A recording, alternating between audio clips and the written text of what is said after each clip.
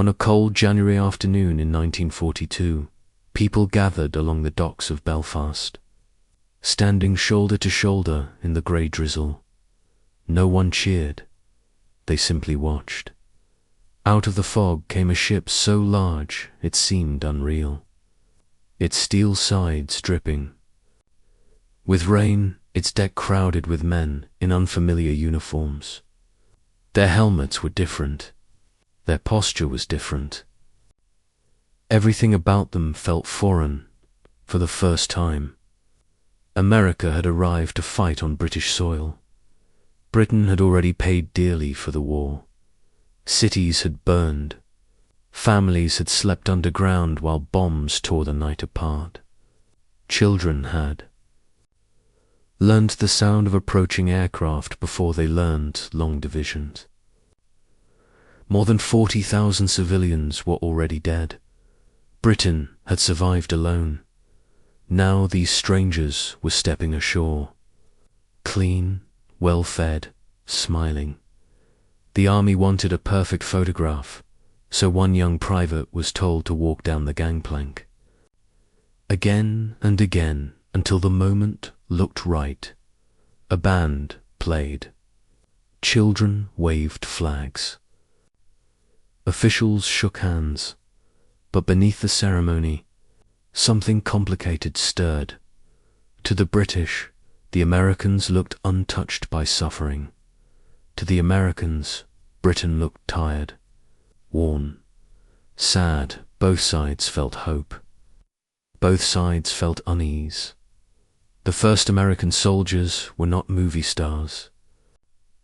They were farm boys from quiet towns, boys who had never seen a blackout or heard bombs fall. Many had never left home before the war. They arrived with a small booklet telling them how to behave, how to speak, how not to offend.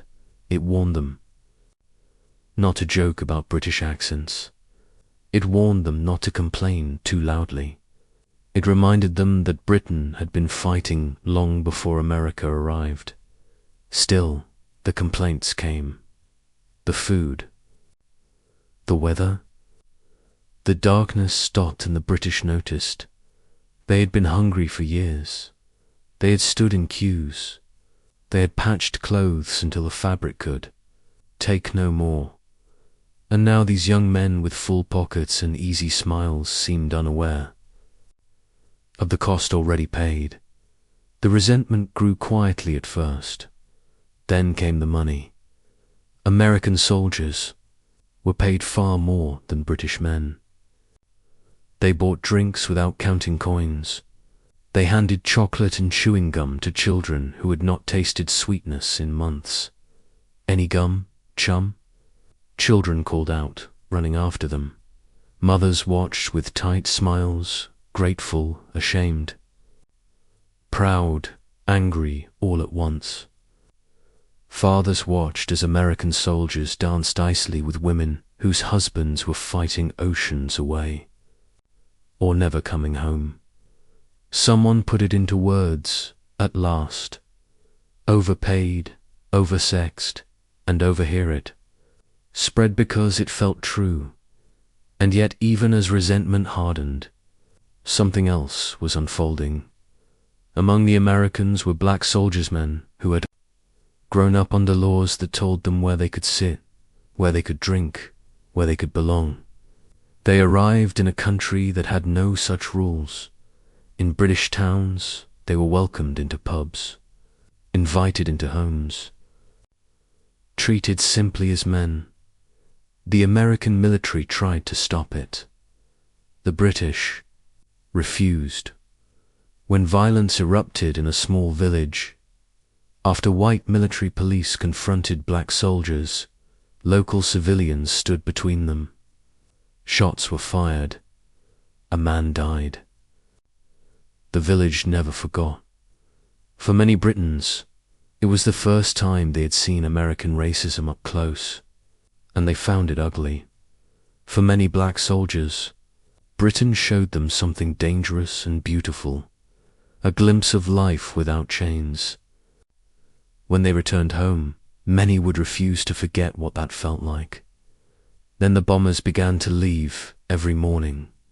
Hundreds of aircraft lifted into the sky, engines roaring, shaking windows, filling the air with thunder. British civilians stood in fields and watched them go, counting silently in the evening. They counted again. There were always fewer. They saw damaged planes limp home, trailing smoke. They saw crashes in nearby fields. They saw beds left empty, belongings packed away, letters written to mothers who would never hear their sons' voices again. The Americans were no longer strangers. They were boys facing death. Homes opened. Rations were shared. Families fed young men who reminded them of sons they might never see again. By 1944, everyone knew what was coming. On the night before the invasion, soldiers moved through darkened roads toward the coast. There was no cheering, only silence. Only watching, people remembered how young they looked. The next morning, they landed in Normandy. At Omaha Beach, the sea turned red. Men were cut down before they could stand. Others drowned under the weight of their gear. Thousands were killed, all wounded in hours. Britain listened on the radio and wept. No one joked anymore. No one spoke of pay or gum or arrogance. These men were dying so Britain would not stand alone again. When victory came, it came with exhaustion and grief. Britain was scarred and broke, but it had survived. And it had not survived alone. Tens of thousands of women followed American husbands across the ocean. Black veterans carried new expectations home. Children grew up speaking with blended accents, eating both peanut butter and Marmite.